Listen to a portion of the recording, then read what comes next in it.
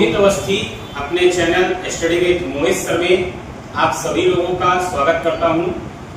दोस्तों, आप लोगों के लिए मैंने एक व्यवस्था की है जिसमें बायोलॉजी को बहुत कम समय में रिवाइज करवा रहा हूं।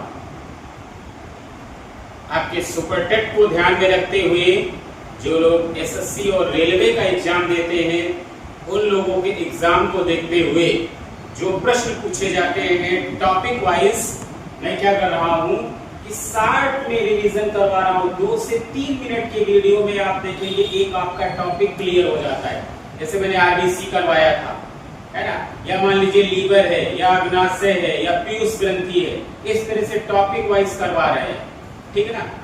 ऐसे ही टॉपिक को आप समझने के लिए, देखने के लिए लगातार study with Mohit sir channel पे बने रहिए। आज देखिए छोटा सा कोई टॉपिक चुन लेते हैं, कोई छोटा सा टॉपिक चुन लेते हैं। जैसे मान लीजिए अगर हम बात करें, किसकी बात कर ले रहे हैं, डब्ल्यूबीसी, इसकी बात करते हैं। डब्ल्यूबीसी की बात करें तो डब्ल्यूबीसी के बारे में आप लोग जानते हैं, इसका नाम क्या है, व्हाइट ब्लड सेल्स। इसका दूसरा नाम जो होता है वो ल्यूकोसाइट भी है और इनकी संख्या ब्लड में क्या होती है, सबसे कम होती है, 5000 से 9000 होती है। इनका जीवन काल भी 3 से 5 दिन होता है। डब्ल्यूबीसी में न्यूक्लियस क्या होता है, पाया जाता है, लेकिन पिगमेंट नहीं पाया जाता है, याद रखिएगा।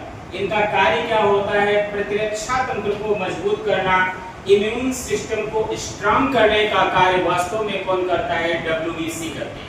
कौन करता है, डब्ल्यूबीसी करती है। साथ में याद रखिएगा कि मान लीजिए डब्ल्यूबीसी की संख्या अगर बढ़ जाती है तो क्या हो जाता है, ल्यूकेमिया हो जाता है, ब्लड कैंसर हो जाता है। क्लियर है ना। और ये डब्ल्यूबीसी कितने प्रकार की होती है, 5 प्रकार की। कौन कौन सी, इस्नोफिल्स, बेसोफिल्स, न्यूट्रोफिल्स, लिम्फोसाइट और मोनोसाइट। क्लियर है ना। तो इसी में से कोई ना कोई प्रश्न आपसे पूछ लिया जाएगा। ऐसे ही अगर हम प्लेटलेट्स की बात करें तो प्लेटलेट्स का दूसरा नाम क्या होता है, थ्रोम्बोसाइट होता है। क्या होता है, थ्रोम्बोसाइट होता है। और प्लेटलेट्स का जीवन काल 7 से 10 दिन तक माना गया है। इनकी संख्या 1.5 लाख से 4 लाख तक होती है। कितनी होती है, 1.5 लाख से 4 लाख तक होती है। और ये जो प्लेटलेट्स हैं वो रक्त का थक्का जमाने में सहायक होती है। याद रखिएगा, प्लेटलेट्स डेंगू फीवर में घट जाती हैं। डेंगू फीवर जो होता है वो एडिस एजिप्टिस मच्छर के काटने से होता है और उसे